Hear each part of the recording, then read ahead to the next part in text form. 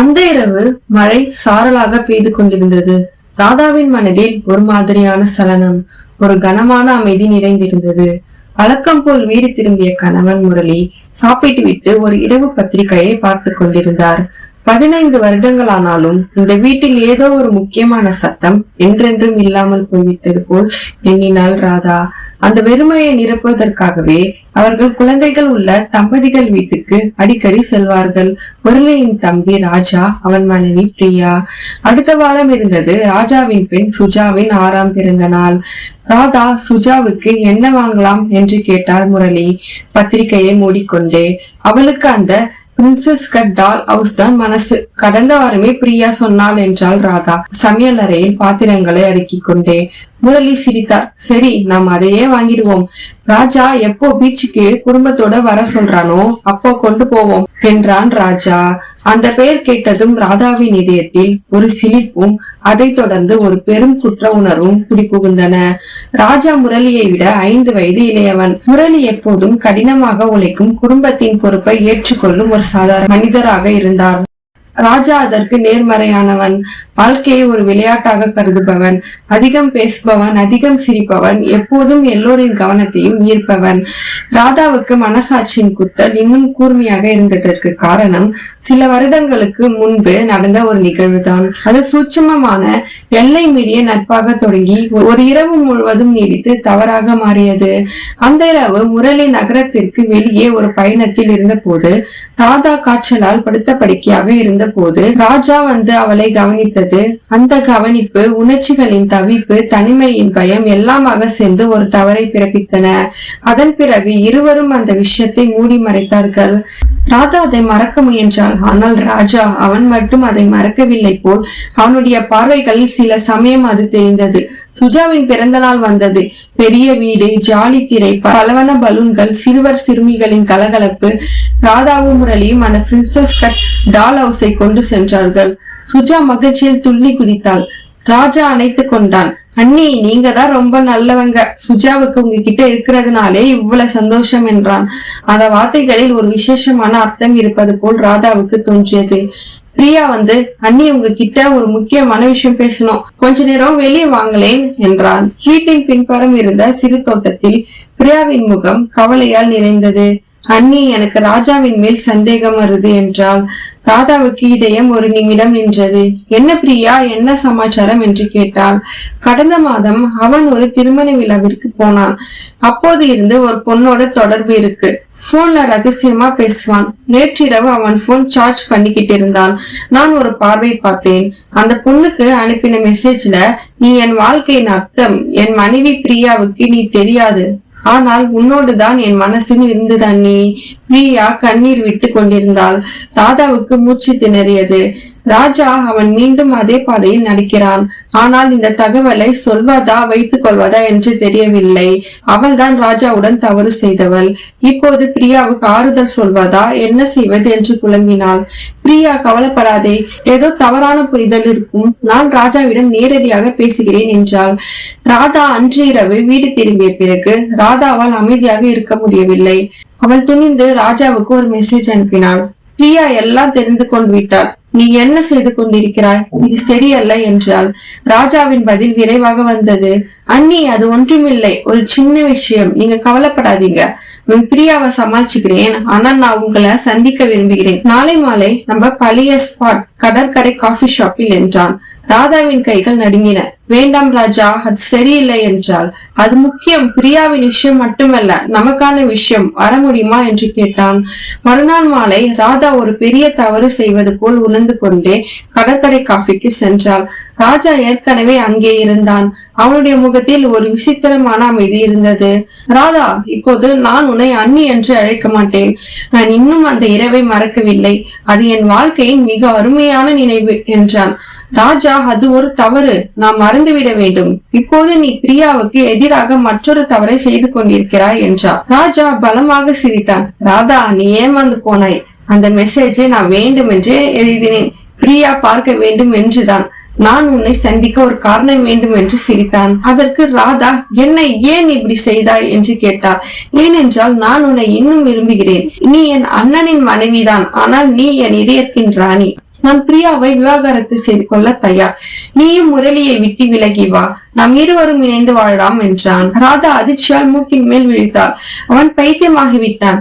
ராஜா, நீ பைத்தியம், இது நடக்காது. நான் முரளியை விட்டு விலக மாட்டேன். அவர் ஒரு நல்ல மனிதர். நீயும் பிரியாவுடன் இரு. சுஜாவுக்கு நீ வேண்டும் என்றாள். ராஜாவின் கண்களில் ஒரு வஞ்சகமான மின்னல் பிறந்தது. சரி, நீ சொல்வதை ஏற்றுக்கொண்டால் நான் பிரியாவிடம் எல்லாவற்றையும் சொல்ல வேண்டியதுதான். உனக்கும் எனக்கும் இடையே நடந்ததை, அந்த இரவை பற்றி என்றான். ராதா உடல் நடுங்கியது. நீ அப்படி செய்தால் அது எல்லாவற்றையும் அழித்துவிடும். முரளியின் வாழ்க்கை, எங்கள் திருமணம் எல்லாமே அழிந்துவிடும் என்றாள். அதற்கு ராஜா, அதுதான் நான் விரும்புவது. எல்லாம் அழிந்தால்தான் புதிதாக ஆரம்பிக்க முடியும். உனக்கு ஒரு வாரம் நேரம். நீ முரளியை விட்டு விலக மறுத்தால் நான் பிரியாவிடம் மட்டுமல்ல முரளியிடமும் சொல்லிவிடுவேன் என்றான். ராதா வீடு திரும்பிய போது அவள் உயிரற்ற போல் இருந்தாள். அடுத்த ஒரு வாரம் அவளுக்கு ஒரு நரகமாக இருந்தது. முரளி ஏதோ கவலையாக இருப்பதை கவனித்தார். ஏன் ராதா, சுகமில்லையா என்று கேட்டார். இல்லை, ஏதோ தலைவலி என்று சொல்லி தப்பித்தாள் ராதா. அவள் மனசாட்சியின் சுமை தாங்க முடியாமல் இருந்தது. ராஜாவின் மிரட்டல் உண்மையானதா? அவன் செய்வானா? அவள் முரளியை இழக்க முடியுமா? ஆனால் பிரியா மற்றும் சுஜாவை பற்றி யோசித்தாள். ஒரு வாரம் கடந்து போனது போல் தோன்றவில்லை. கடைசி நாள் வந்தது. அந்த இரவு ராதாவின் போன் அடித்தது. ராஜாதான். ராதா, உன் முடிவு என்ன என்று கேட்டான். ராதா ஆழமாக ஒரு மூச்சு விட்டாள். அவள் முடிவெடுத்து விட்டாள். தவறை மூடி மறைப்பதால் மேலும் ஒரு தவறாக வளர்ந்தது. உண்மை சொல்லியே ஆக வேண்டும் ராஜா. நான் முரளியை விட்டு விலக மாட்டேன். நீ என்ன செய்தாலும் செய். ஆனால் நீயும் ஒரு தந்தையாகியிருக்கிறாய் என்பதை நினைத்துப்பார். சுஜாவின் வாழ்க்கையை அழிக்காதே என்றாள். ராஜா சற்று நேரம் மௌனமாக இருந்தான். சரி, அப்படியானால் நான் என் பாதையில் நடக்கிறேன். நான் இப்போதே முரளிக்கு போன் செய்கிறேன். அவர் இப்போது வீட்டில் தானே இருக்கிறான் என்று கேட்டான். ராதா போனை வைத்தாள். அவளுடைய இதயம் வேகமாக அடித்துக் கொண்டது. சில நிமிடங்களுக்கு பிறகு முரளியின் போன் மணி அடித்தது. ராதா அரை கதவின் பின்னால் நின்று கேட்டுக்கொண்டிருந்தாள். ஹலோ அண்ணா. ஆமாம், ஒரு முக்கியமான விஷயம் பேசணும். நேரடியாக இப்போதே. சரி வா என்றான் முரளி. முரளி போனை வைத்து விட்டு ஜாக்கெட்டை எடுத்தார். ராஜா ஏதோ அவசரமாக பார்க்கணும்னு சொல்றான், நான் போயிட்டு வரேன் என்றான். ராதா எதுவும் பேசவில்லை. அவள் அப்படியே நாற்காலியில் சாய்ந்து விட்டாள். இனிமேல் எல்லாம் முடிந்துவிடும். அவளுடைய வாழ்க்கை, திருமணம் எல்லாமே என்று நினைத்தாள். அரை மணி நேரம் கழித்து முரளி வீடு திரும்பினார். அவருடைய முகம் வெறுமையோடு இருந்தது. கண்கள் சிவந்திருந்தன. அவர் ராதாவை பார்த்தார். அந்த பார்வையில் கோபமோ வெறுப்போ இல்லை. ஒரு ஆழ்ந்த வலி, ஒரு சோகம் இருந்தது. ராஜா அவன் எல்லாவற்றையும் சொல்லிவிட்டான் என்று நினைத்தாள். ராதா கீழே குனிந்தவாறு, மன்னிக்கவும், நான் மன்னிக்க முடியாத ஒரு தவறு செய்தேன் என்று முணுமுணுத்தாள். முரளி ஒரு பெருமூச்சு விட்டார். ராதா, நான் இதை முன்பே அறிவேன் என்றான். ராதா திடுக்கிட்டு தலையை உயர்த்தினாள். என்ன, நீங்க அறிந்தீர்களா? எப்போது என்றாள். அந்த இரவு நான் பயணத்தில் இருந்த போது நான் திடீரென திரும்பி வந்தேன். ஆனால் நான் வீட்டிற்குள் நுழையும் முன் ராஜா உள்ளே நுழைந்ததை பார்த்தேன். நான் வெளியே நின்றிருந்தேன். அவன் வெளியே வரும் வரை நான் எல்லாவற்றையும் புரிந்து கொண்டேன். ஆனால் நான் எதுவும் செய்யவில்லை. ஏன் நீங்க அப்படியே சும்மா இருந்தீங்க என்றாள் ராதா. ஏனென்றால் நான் உன்னை நேசிக்கிறேன் ராதா. நான் அந்த விஷயத்தை திறந்து விட்டால் நான் உன்னை இழப்பேன். நம் வாழ்க்கை முற்றிலும் முடிந்துவிடும். நான் ராஜாவை எதிர்க்கவும் இல்லை. ஏனென்றால் அவன் என் தம்பி. அவனும் ஒரு குழந்தைதான். அவனுடைய தவறை நான் பொறுத்து கொள்ள வேண்டும் என்று நினைத்தேன். ஆனால் இன்று அவன் என்னை அழைத்தான். நான் என்ன நினைத்தேன் தெரியுமா? அவன் மன்னிப்பு கேட்பான் என்று. ஆனால் அவன் என்னிடம் சொன்னான், அண்ணா, நான் ராதாவை காதலிக்கிறேன், நீங்கள் அவளை விட்டு விடுங்கள் என்றான் என்று சொன்னார். ராதாவின் கண்களில் நீர் ததும்பியது. முரளி தொடர்ந்தார். அவனிடம் நான் சொன்னேன், ராஜா, நீ செய்வது தவறு. ஆனால் நான் உன்னை மன்னிக்கிறேன். ஏனெனில் நீ என் தம்பி. ஆனால் இப்போது நீ செய்ய போவது மிகப்பெரிய தவறு. நீ உன் குடும்பத்தை அழிக்கப் போகிறாய். உன் மகள் சுஜாவின் வாழ்க்கையை அழிக்கப் போகிறாய். காதல் என்ற பெயரில் நீ ஒரு சுயநலவாதியாக மாறிவிட்டாய் என்றேன். அதற்கு அவன், சுஜா பற்றி நான் கவலைப்படவில்லை, ராதா தான் எனக்கு முக்கியம் என்றான் என்று கூறினான். முரளி கண்ணீரை துடைத்துக் கொண்டார். அப்போதுதான் எனக்கு புரிந்தது, என் தம்பி இனி அந்த குழந்தை இல்லை. அவன் ஒரு அந்நியன். அவனுடைய மிரட்டலுக்கு நீ பயந்தாயா ராதா என்று கேட்டான். ராதா தலையை அசைத்தான். இல்லை, நான் உங்களிடம் சொல்ல வேண்டும் என்றுதான் முடிவு செய்தேன் என்றாள். முரளி ராதாவின் அருகே வந்து அமர்ந்தார். ராதா, நாம் இருவரும் ஒரு பெரிய தவறு செய்தோம். நான் உண்மையை மூடி மறைத்தேன், நீ அதை மனதில் புதைத்து விட்டாய். ஆனால் அந்த தவறு ஒரு புற்றுநோய் போல் இப்போது வெளியே வந்துவிட்டது. இனி நாம் என்ன செய்ய வேண்டும்? நாம் பிரிய வேண்டும் என்று நினைக்கிறாயா என்றான். ராதா விரைந்து போனாள். நீங்கள் என்னை விரும்பினால் நான் உங்களுடன் இருப்பேன், ஆனால் அது உங்களுக்கு சரி என்று தோன்றினாள் என்றாள். முரளி ஒரு கணம் யோசித்தார். ராதா, காதல் மன்னிப்பை விட பெரியது. நாம் இருவரும் இந்த விபரீதத்தில் இருந்து கற்றுக்கொள்ள வேண்டும். நான் உன்னை மன்னிக்கிறேன், ஆனால் அது மட்டும் போதாது. மேலும் நாம் ராஜா மற்றும் பிரியாவின் திருமணத்தை காப்பாற்ற முயற்சி செய்ய வேண்டும். பிரியா அறிந்து விட்டாளா என்று கேட்டான். இல்லை ராஜா, அவள் அந்த மெசேஜை பார்த்துவிட்டு கவலைப்பட்டாள், ஆனால் உண்மையை அறியாள் என்றாள். முரளி தீர்மானமாக எழுந்தார். சரி, நாளை நான் பிரியாவை சந்திக்கிறேன். அவளிடம் எல்லாவற்றையும் சொல்லிவிடுவேன். ராஜா செய்த தவறுகள், அவனுடைய சுயநலம் எல்லாவற்றையும் பிரியா தான் முடிவு எடுக்க வேண்டும். நாம் அவளுக்கு ஆதரவாக இருப்போம், சுஜாவுக்காக என்றான். ராதா முதல் முறையாக அன்றிரவு நிம்மதியாக மூச்சுவிட்டாள். பயம் மறைந்து விட்டது, வெட்கம் இன்னும் இருந்தது, ஆனால் மன்னிப்பின் வாயில் திறந்து விட்டது. மறுநாள் முரளி பிரியாவை சந்தித்தார். முதலில் பிரியா அதிர்ச்சி அடைந்தாள், கோபப்பட்டாள், கதறி அழுதாள்.